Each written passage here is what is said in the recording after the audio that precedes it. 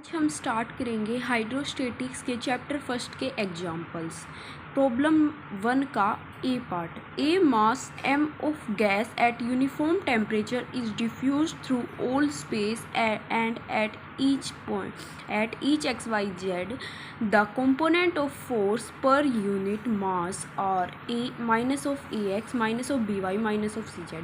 ये क्या कह रहा है कि एक गैस है जिसका मास क्या है, कैपिटल M है, और यूनिफॉर्म टेम्परेचर मीन्स कि टेम्परेचर कांस्टेंट है, इज़ डिफ्यूज्ड, वो डिफ्यूज्ड है मतलब फैली हुई है ऑल स्पेस में, और एट ईच पॉइंट, हर पॉइंट एक्स वाई जेड पे जो फोर्स के कंपोनेंट है, जो कि क्या होते थे जनरल में, capital X capital Y capital Z, force of component of force per unit mass are minus of ax, minus means capital x ये है, कैपिटल वाई ये है, कैपिटल जेड ये है।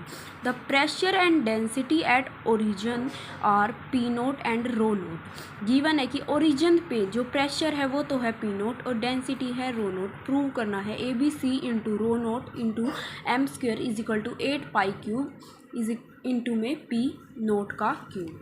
अब हमें ये प्रूव करना है। तो देखो भाई इसमें क्या क्या गिवन था। एक गैस है having mass capital M capital X capital Y capital Z at XYZ point पे, at each point x Y Z पे जो ये फोर्स के कंपोनेंट है पर यूनिट मास। फिर उसके बाद उसने बोला टेम्परेचर कांस्टेंट है। कांस्टेंट टेम्परेचर किस में होता है, बॉयल्स लॉ में। बॉयल्स लॉ क्या कहता है, प्रेशर है वो डायरेक्टली प्रोपोर्शनल है डेंसिटी के, तो इससे क्या हो गया P इज इक्वल टू के रो।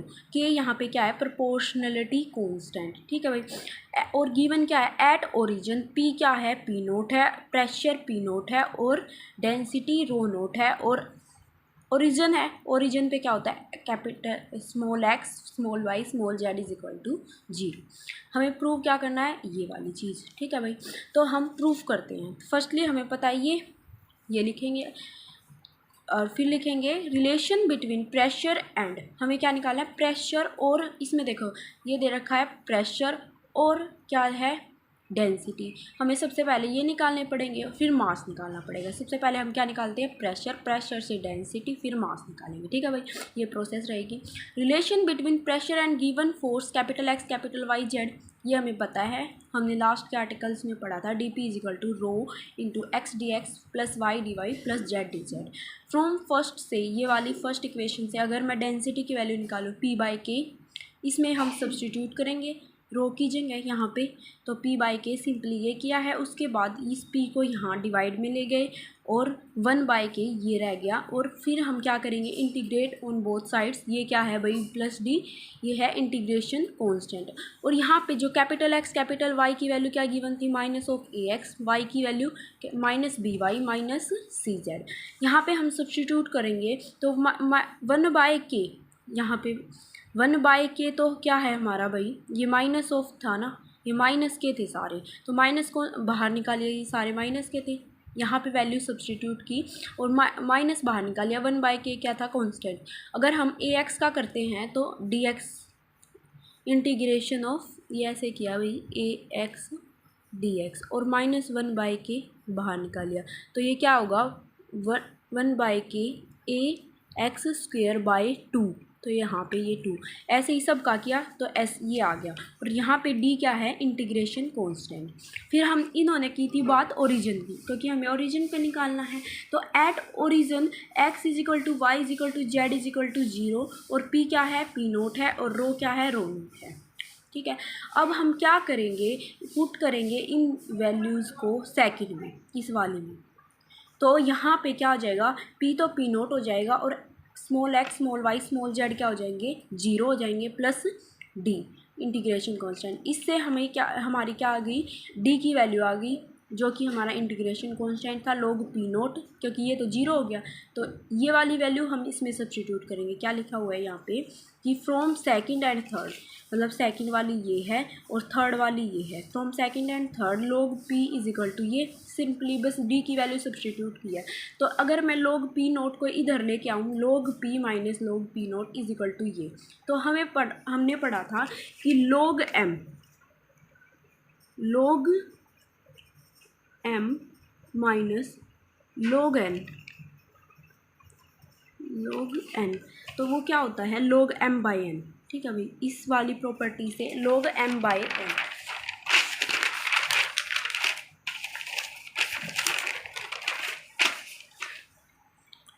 log p बाई क्या पढ़ा था अभी, log m minus log n is equal to log m by n। और इधर भी कोई वैल्यू हो जैसे कि 1 है तो हम एंटी लॉग लें तो क्या आएगा m by n is equal to e, क्योंकि एक्सपोनेंशियल लग जाता है e की पावर 1। तो यहाँ पे log p by P note, क्योंकि log p minus log p note था तो ये इसका एक्सपोनेंशियल हो जाएगा, ये वाली चीज़ एक्सपोनेंशियल में चली जाएगी। तो हमें ये, तो इससे हम क्या निकाल सकते हैं, प्रेशर की वैल्यू निकाल सकते हैं आराम से।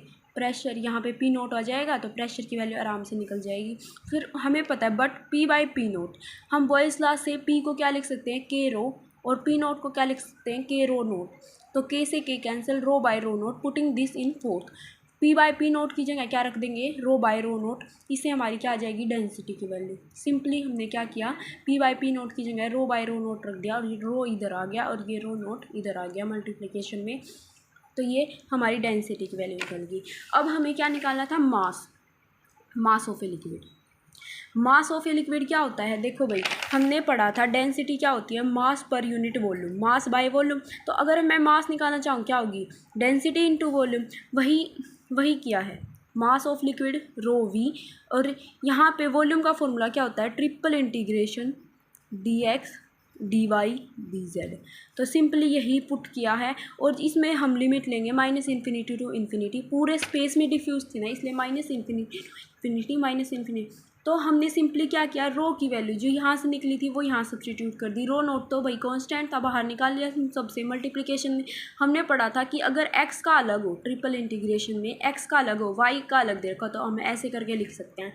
तो हमने क्या किया, x वाले को अलग लिख लिया, y वाले को अलग लिख लिया, z वाले को अलग लिख लिया।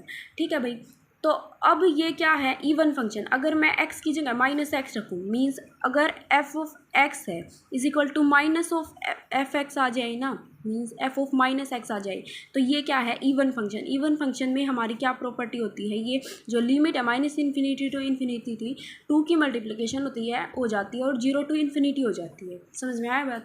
फिर उसके बाद 2 की मल्टीप्लिकेशन होगी तो रो नोट सब में 2 की मल्टीप्लिकेशन कर दी और लिमिट चेंज कर दी 0 टू इन्फिनिटी।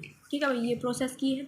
अब हमने क्या किया, 2 2 2 3 टाइम्स था, 8 हो गया, 8 रो नोट आई।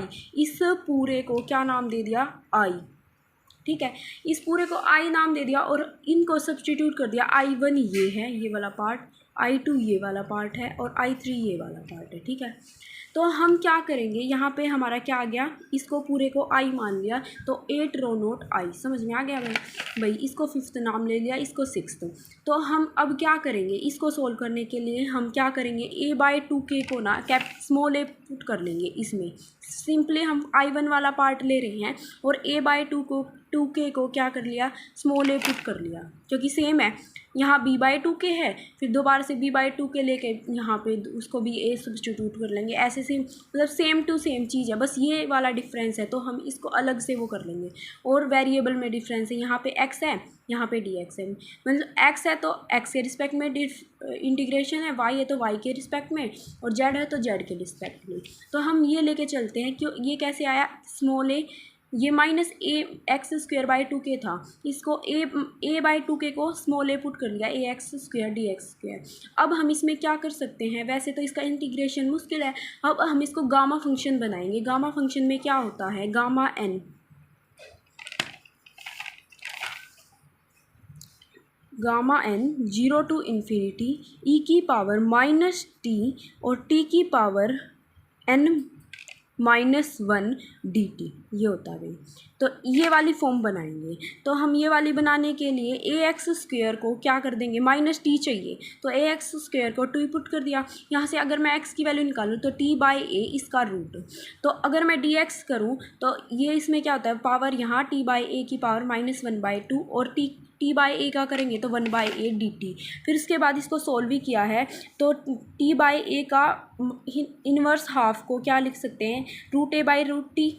और 1/a था, a से a कैंसिल हो गया तो 1/2√80 dt।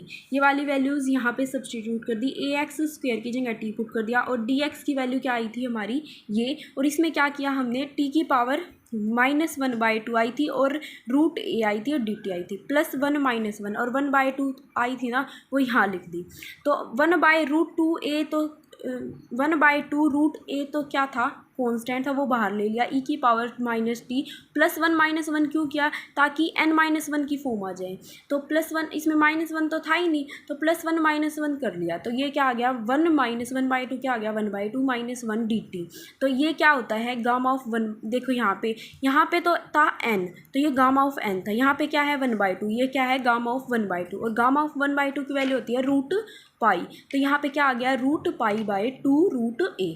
तो अब हम यहाँ पे जो ये a/2 के रखा था ना वो वैल्यू सब्सटीट्यूट करेंगे और हर एक पार्ट में वो क्या थी अलग अलग थी। तो अब हम क्या करेंगे देखो आई क्या हमने सब्सटीट्यूट किया था, i = i1 i2 i3 और i1 क्या था वो इंटीग्रेशन 0 to ∞ e की पावर -ax² dx। ऐसे ही b/2 के y² था, ऐसे ही हमने क्या किया √π/2 √a आई थी तो a की जगह a/2 के, एक बार b/2 के, क्योंकि यहाँ पे एक बार y के रिस्पेक्ट में था, सिंपली सेम चीज़ थी बस वेरिएबल चेंज थे c/2 के। अब हम देखते हैं तो √π 3 टाइम्स आ रहा है तो पाई की पावर 3/2 और 2k, अब इसको हम a/2k है तो ये ऊपर जाएगा 2k की पावर 3/2 और ये 2 2 2 3 टाइम्स 8 और एक ABC √ABC आ गया। अब हम क्या करेंगे इसको फ्रॉम फिफ्थ इक्वेशन हमारी क्या थी भाई कि m है वो 8 रो नोट i के इक्वल आया था, यहाँ पे i हमने कुछ माना था वो सॉल्व करके ताकि इजीली सॉल्व हो जाए, इसको i putting the value of i in fifth में i की वैल्यू सब्सटीट्यूट किया भाई 8 रो नोट i की वैल्यू ये सब्सटीट्यूट कर दी, 8 से 8 कैंसिल हो गया। अब हमें क्या चाहिए m² की फॉर्म में चाहिए, प्रूफ जो करना था उसमें m² था तो रो का स्क्वायर इसका स्क्वायर करेंगे तो इसका इंटू में 2 हो जाएगा, 2 से 2 कैंसिल, π³ और k का 2k का क्यूब और अपॉन में √ABC का स्क्वायर करेंगे तो ABC, ये ABC हमारा इधर आ गया रो का स्क्वायर π³ 2k का क्यूब। तो अब हमने क्या किया टू ABC 8 π³ और रो नोट का स्क्वायर, और हमें पता है कि k क्या है, k rho naught Boyle's law से p naught is equal to k rho naught, यहाँ से k की वैल्यू निकाले p naught by rho naught, क्योंकि हमें ओरिजिन पे चाहिए थी इसलिए ये ली, नहीं तो क्या होता है k rho is equal to p, हमें ओरिजिन के लिए प्रूव करना था क्योंकि वहाँ पे रो नोट है जहाँ पे प्रूव करना है, तो यहाँ पे हमने p naught by rho note ये सब्सटीट्यूट कर दी, इसका क्यूब था तो ये क्यूब है ये स्क्वायर है तो ये कैंसिल होकर यहाँ पे क्या बच जाएगा रो नोट p नोट का क्यूब अपॉन में रो नोट, और ये इधर आ जाएगा तो ABC m² rho naught is equal to 8 π³ p naught का क्यूब, ये वही हमें प्रूव करना था, हैंस प्रूव, ये आ गया। Thank you so much. अगर आपको किसी भी टॉपिक पे वीडियो चाहिए आप कमेंट करके बता सकते हैं।